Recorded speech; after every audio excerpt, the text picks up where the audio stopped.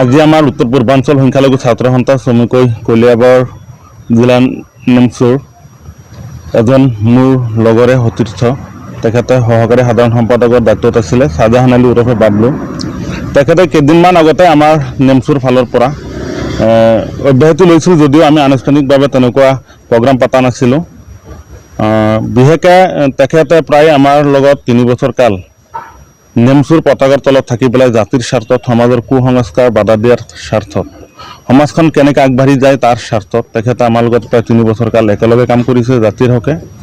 তেখেতে ইতিমধ্যে আমাৰ মাজৰ পৰা বিদায় লৈছে। তেখেতে হয়তো কিবা এটা ৰাজনৈতিক দলত গৈ পেলাই যোগদান কৰিব আমি শুনা পাইছোঁ। আৰু তেখেতৰ যি ৰাজনৈতিক ভৱিষ্যত সেইখিনিও যাতে উজ্জ্বল কামনা কৰিছোঁ। তেখেতে য'তেই থাকে য'তেই যাক যাতে নিজৰ জাতি তথা নিজৰ অসমৰ কাৰণে কিবা এটা ভাল কাম কৰে তাৰে আমি কামনা কৰিছোঁ। তেখেতৰ যি ৰাজনৈতিক জীৱন সেইখিনি সফল হওক তাৰেই কামনা কৰিছোঁ। তেখেতৰ যি ৰাজনৈতিক দলতে নাথাকক কিয় কিন্তু আমাৰ নেমচুৰ প্ৰতি যিটো তেখেতৰ যি আগৰ পৰা দায়িত্ব এটা আছিলে সেইখিনি যাতে সহানুভূতি থাকে তাৰেই কামনা কৰি পেলাই তেখেতক যদিও আমি মানে বিদায় দিব মানে পৰা নাই তথাপি মানে বাধ্যত পৰি পেলাই দিব লগা হৈছে।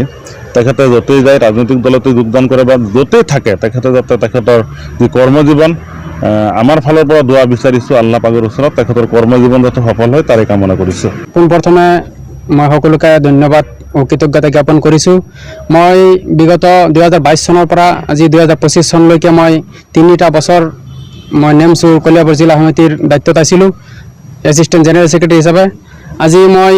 আজি প্ৰায় 1 মাহমান আগতে মই পত্ৰযোগে মই সভাপতি মহোদয়ক মই পদত্যাগ কৰিছিলোঁ। সিহঁতে মোক আনুষ্ঠানিকভাৱে যদিও বিদায় দিয়া নাছিলে আজি সিহঁতে মোক আনুষ্ঠানিকভাৱে যি বিদায় দিছে তাত মই সিহঁতক মই অন্তৰৰ পৰা অন্তৰস্থলীৰ পৰা কৃতজ্ঞতা জ্ঞাপন কৰিছোঁ আৰু লগতে ধন্যবাদ জ্ঞাপন কৰিছোঁ।